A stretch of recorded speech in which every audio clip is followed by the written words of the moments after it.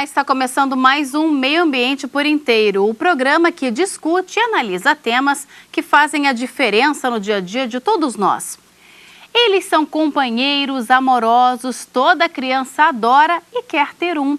Eu estou falando dos animais de estimação. Cães e gatos são ótimos amigos e companheiros, mas e quando o dono decide se desfazer do animal? É cada vez maior o número de bichos abandonados nos grandes centros urbanos.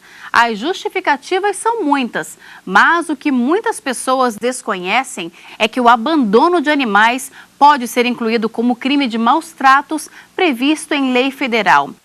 Para falar sobre os abrigos de animais, eu recebo aqui no estúdio a colaboradora da ONG Sociedade Humanitária Brasileira, SHB, Vanusa Lopes. Olá, Vanusa, seja bem-vinda. Obrigada.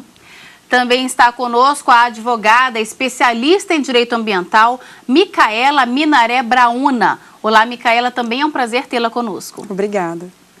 Antes de darmos início à nossa conversa, vamos ver como funcionam os abrigos.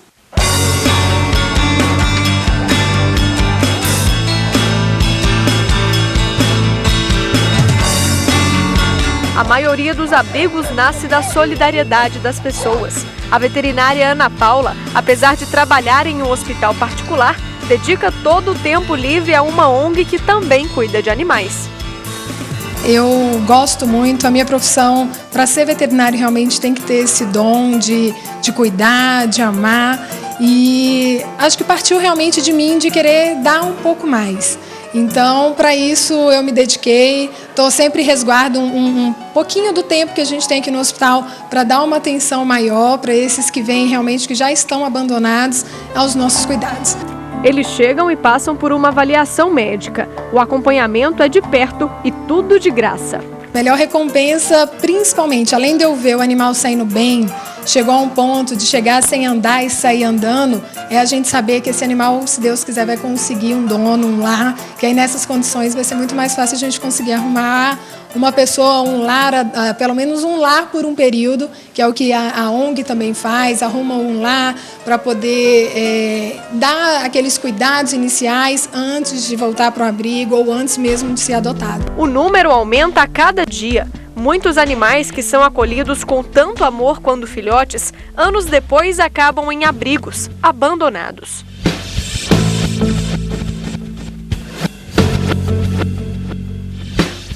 Às vezes a pessoa acaba não tendo condições e acha que descartando é a melhor opção para o animal não sofrer. Tem casos, muitos de problemas de pele, sarna, que o proprietário tem aquele receio de vai passar para mim, para os meus filhos, então é melhor eu deixar num cantinho que às vezes o animal acaba vindo a óbito por ali. A mudança é a grande vilã. Essa é a maior causa de abandono no abrigo em que a Orcilene toma conta. O motivo maior é que eles moravam em determinado lugar, por exemplo, uma moradia, que era um aluguel, de repente não pode mais ficar ali, tá? Vai para um outro que não pode levar o animal. Esse é um dos motivos bem assim, característico, tá? Em média, o abrigo recebe todos os dias 5 pedidos de recolhimento. E esse número chega a dobrar no período de férias, quando as pessoas viajam e não têm onde deixar o bichinho. Aí, acabam abandonando nas ruas. O abrigo tem 2 tratadores que ficam 24 horas de olho nos bichinhos. Geralmente é o pessoal que deixa no portão. A gente acorda de manhãzinha ou à tarde, tem vezes que tem o cachorro, o gato em caixa grande e filhote. É desse jeito. As adoções estão em baixa, até porque não é qualquer um que pode levar um bichinho desses para casa. É preciso responsabilidade. No abrigo da Orcilene, os bichinhos só são entregues para o futuro dono depois de uma entrevista. A pessoa tem que querer, né, claro. Mas assim, não é todos que podem ter esse animal, tá? Elas vão responder um certo questionário da gente. As principais perguntas é o seguinte, tem que ser maior de 18 anos, né? E que comprove independência financeira, porque um animalzinho ele gera despesa, ele gera trabalho, né? E então a pessoa tem que estar apta para integrar ele na sua economia doméstica, né? A pessoa tem que estar sabendo que ele vive de até 12 anos, 20 anos, se for o caso de alguns animais, né, que a gente sabe, ele tem que saber, enfim, que ele vai ser um componente da família. Tatiana é voluntária no abrigo da Sociedade Humanitária Brasileira. Ela garante que os 200 cães e gatos sejam cuidados até a hora da adoção. É um trabalho que a gente faz porque gosta de bicho, porque não aguenta ver o sofrimento dele na rua. Então é um trabalho que a gente dedica todo o nosso tempo livre a cuidar, a retirar bicho de maus tratos, a atender aqueles que estão passando necessidade na rua e cuidar de todos eles que estão aqui no nosso abrigo. A tecnologia ajuda os abrigos a não fecharem as portas. A divulgação nas mídias sociais tem dado resultado. Afinal, eles vivem de doações. A gente precisa de pessoal que tenha disponibilidade, que possa vir aqui na chácara, cuidar, fazer um carinho, ver se está tudo bem, se tem alguém precisando de alguma coisa. E o financeiro também, que a gente vive de doações. A gente não conta com nenhum apoio de empresário, de governo, de político, nada. Realmente são colaboradores que conhecem o nosso trabalho, adotantes dos nossos animais.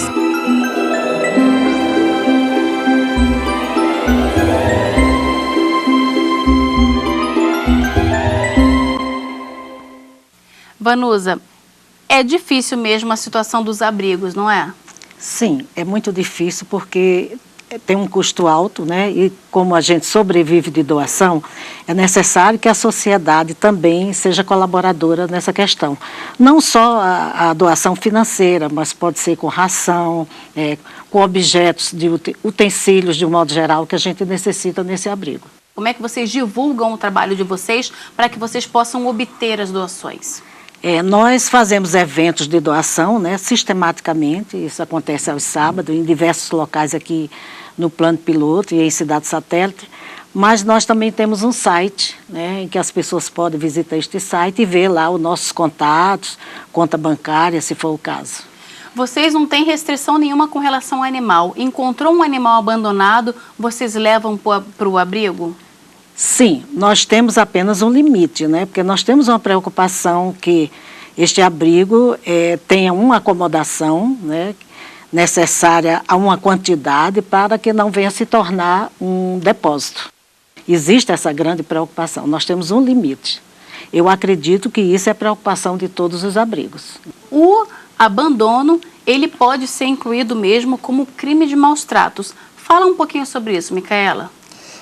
O crime de maus tratos está previsto no artigo 32 da Lei de 9.605 de 98, que classifica como maus tratos o ato de abuso, maus tratos, a lesão à integridade física e mutilação de animais silvestres, domésticos, domesticados, nativos ou exóticos. A pena de detenção para esses crimes é de 3 meses a 1 ano e multa. Existem vários projetos de lei para aumentar essa pena. Uma até do 5.407 de 2009 do deputado Capitão Assunção, que aumenta a pena para 2 anos e 6 meses, de 2 anos e 6 meses a 4 anos. E o deputado Beto Albuquerque, que é o 5.244 de 2013, se não me engano, ele, além de aumentar a pena, ele inclui no rol de condutas ilícitas o abandono, a agressão, o envenenamento e maus tratos, né, de animais. Você acredita que o fato de termos uma legislação que prevê uma pena tão pequena faz com que as pessoas não se preocupem em deixar de promover os maus tratos? Acredito que sim. O direito penal ele é um motivador para que a pessoa não cometa um ato ilícito. Mas como a pena ele é de detenção, é o menor potencial ofensivo, cabe uma transação penal nesse tipo de crime e outros benefícios da Lei 9.099/95. Ou seja, as pessoas sabem... E outra coisa também, o contexto, como é que você sabe se aquela conduta é um ato lesivo, é um maus tratos? É uma conduta subjetiva. Então, o legislador ele não tipificou o que significa ato de abuso ou maus tratos. Cabe ao juiz analisar aquele caso concreto e aplicar a lei. Por isso que, às vezes, tem alguns casos que não há pena para isso, porque você não sabe. As pessoas olham e acham que aquilo ali não é um maltrato e não fazem a denúncia. Um exemplo, um proprietário que deixa o cachorro amarrado o dia inteiro no curto espaço e sem abrigo. Para alguns isso é considerado maus tratos, para outros não. Outro exemplo, o cachorro que fica preso... Sem comida, com pouca água, isso para muitos é considerado maus tratos, para outros não. O correto seria não haver nenhum tipo de abandono, não é verdade? Isso é uma preocupação nossa quando a gente vai fazer a adoção. O ideal realmente seria que não houvesse abandono, mas isso é um processo também educativo, que a gente acredita que vai passar um certo tempo ainda para chegar no nível ideal, e que as pessoas sejam realmente conscientizadas de que a posse responsável, que aquele animal, nesta posse responsável, tenha as necessidades básicas atendidas, né? Como bem foi comentado aqui, ele faz parte de um membro da família e que ele gera despesa e trabalho. Então, é necessário que as pessoas, ao querer adotar, sejam conscientizadas. A gente tem essa preocupação quando a gente vai fazer a adoção, que esse animal tenha uma segurança, que ele tenha um lar, né? Ele tenha um alojamento, um abrigo adequado e que realmente essa pessoa se comprometa que vai dar o atendimento às necessidades básicas, alimentação, assistência veterinária, né? E que isso é fundamental no processo da adoção. Você acredita que muitas pessoas deixam de adotar por quais motivos? Olha, um animal doméstico na casa, realmente dentro dessa preocupação que a gente tem, dá limite às famílias muitas vezes quando quer viajar. Nesse período de férias, aqui em Brasília a gente sente uma diferença muito grande, praticamente ninguém adota, né? Você acredita que, por exemplo, pela idade ou por esse animal não ter nascido naquele ambiente, por ele ser um animal mais velho, isso também dificulta um pouco, infelizmente? As pessoas também, acontece muito isso, na velhice do animal, quando ele mais precisa, quando ele fica doente, as pessoas abandonam e descartam, né? E isso é muito grave, a gente vê isso com frequência. Agora, quando o animal é filhote, realmente existe um interesse muito grande, é bonitinho, parece aquele bichinho de pelúcia. Eles esquecem que ele vai crescer, que ele vai ocupar um espaço, que ele vai gerar despesa e com a velhice surge aqueles problemas em decorrência da velhice, que são doenças, né? Isso é muito comum. A gente vai continuar com a nossa conversa, mas agora vamos para um breve intervalo e daqui a pouco estamos de volta com mais Meio Ambiente por Inteiro. Não saia daí.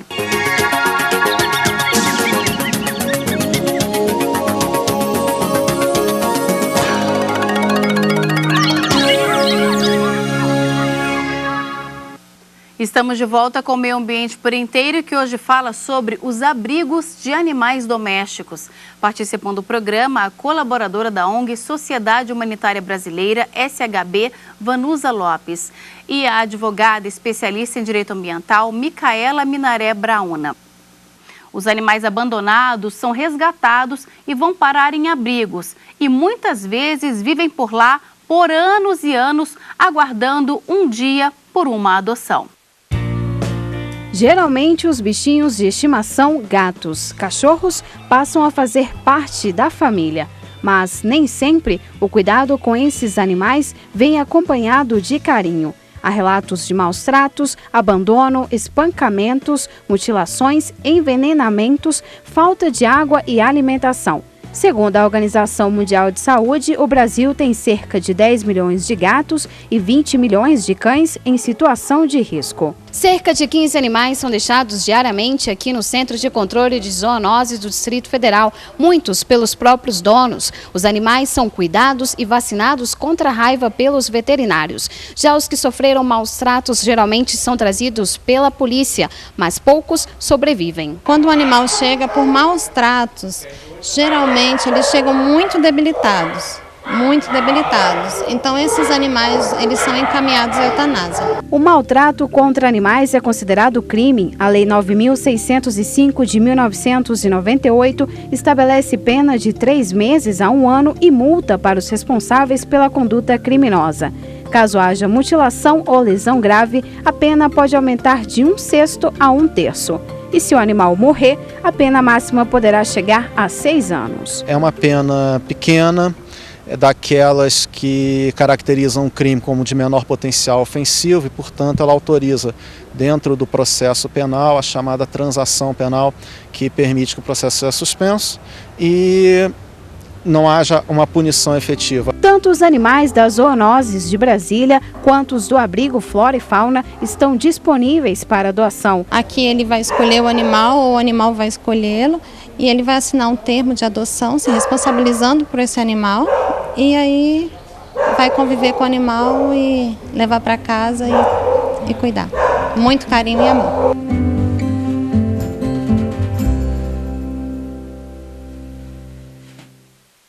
Micaela, você acredita que se houvesse o maior incentivo do governo, os abrigos, eles teriam mais condições de cuidar desses animais? Acredito. Como não tem incentivo, também não tem fiscalização. Então, é uma pequena parte da população que cuida desses abrigos e acaba que a sociedade desconhece e abandona os animais nas ruas, o que gera, como já foi dito aqui, doenças, maus tratos, né? E acaba aumentando também a procriação desses bichinhos de estimação na rua, que gera um maior problema para a sociedade e para as cidades. Muitos abrigos, eles fazem a castração dos animais, não é, Vanusa? Sim. Isso é muito importante, né? A esterilização, tanto para machos como fêmeas, evita a procriação desordenada. O abrigo, isso que eu queria deixar bem claro aqui, ele tem uma grande importância no trabalho, porque ele faz a retirada do animal de rua, que é um trabalho sanitário, ele tem essa característica, né? Além dele dar uma condição de sobrevivência para esse animal, o abrigo é aquela fase temporária em que o animal fica para ser tratado, que na maioria eles vêm com problemas de saúde, enquanto aguardam a adoção.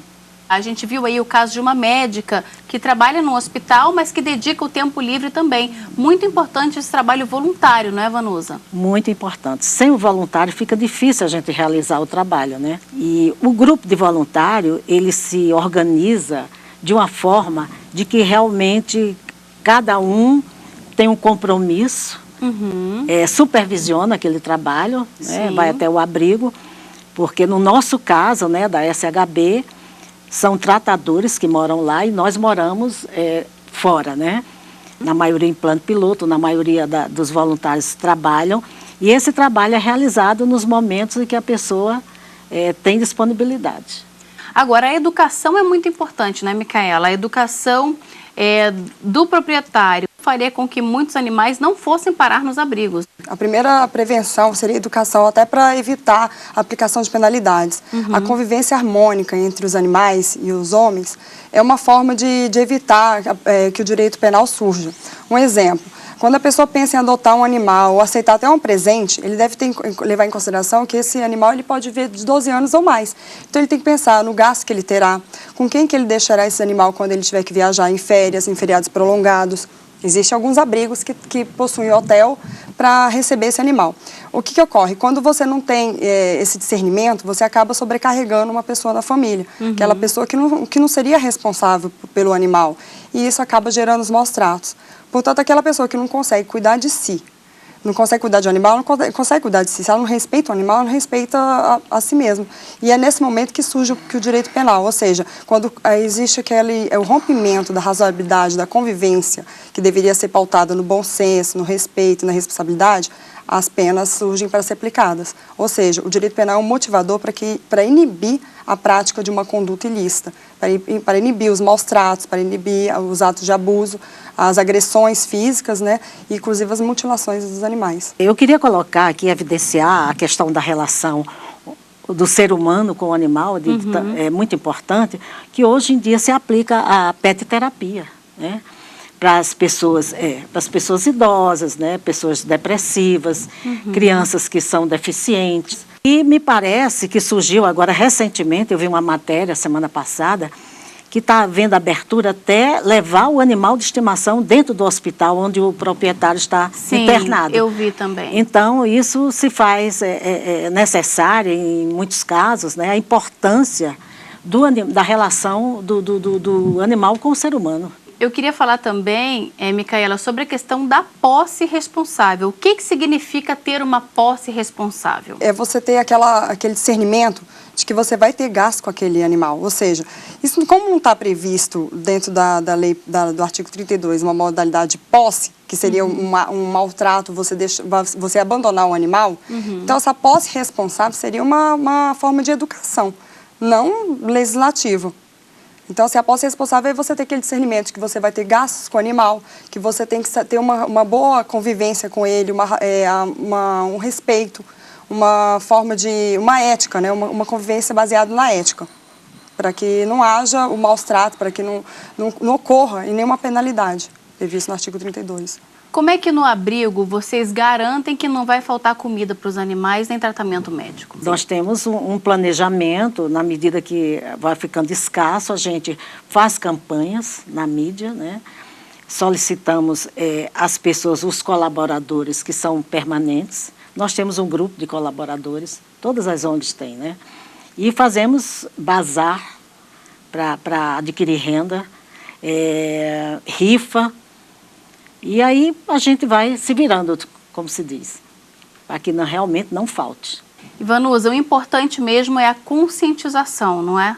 Sim, isso é muito importante, a conscientização, a educação da população, porque não se deve abandonar animais na rua, né? Além do problema de ficar transmitindo doença, esses animais ficam sofrendo, morrem, na maioria das vezes atropelados. Quer dizer, gera uma situação muito desagradável para a sociedade.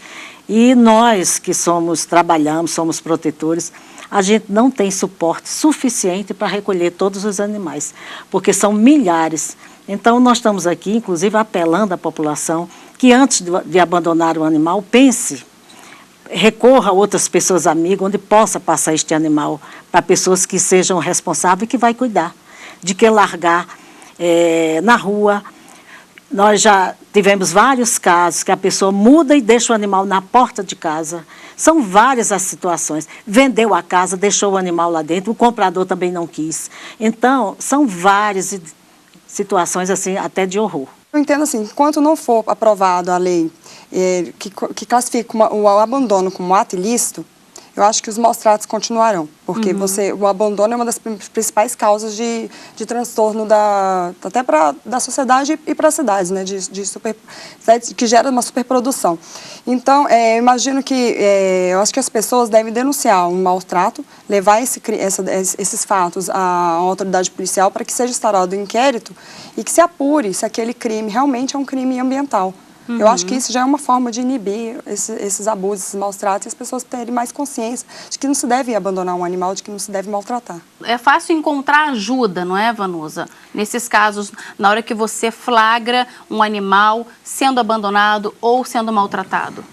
Sim, eu divulgo, inclusive, o meu telefone para contato, é o 8172-2817, para fazer orientação quando a pessoa se encontra em situação muito difícil com este animal, que muitas vezes está mudando de estado, que está mudando de residência, que não pode levar o animal, a gente procura orientar. A gente não tem disponibilidade para receber todos, mas a gente procura orientar a população, né, nesse sentido. Olha, muito obrigada pela presença de vocês aqui no nosso programa. Foi um prazer, né? Eu gostaria de agradecer também, porque isso aqui é de muita importância. Quanto mais houver divulgação nesse sentido, será melhor para os animais. Obrigada. Eu acho um excelente programa que conscientiza muito a sociedade. E nós ficamos por aqui, mas na semana que vem a gente volta a se encontrar em mais um Meio Ambiente por Inteiro. Se você quiser enviar alguma sugestão para a gente, anote o nosso endereço, meioambienteporinteiro@stf.jus.br. Obrigada pela sua companhia e até o próximo programa. Tchau!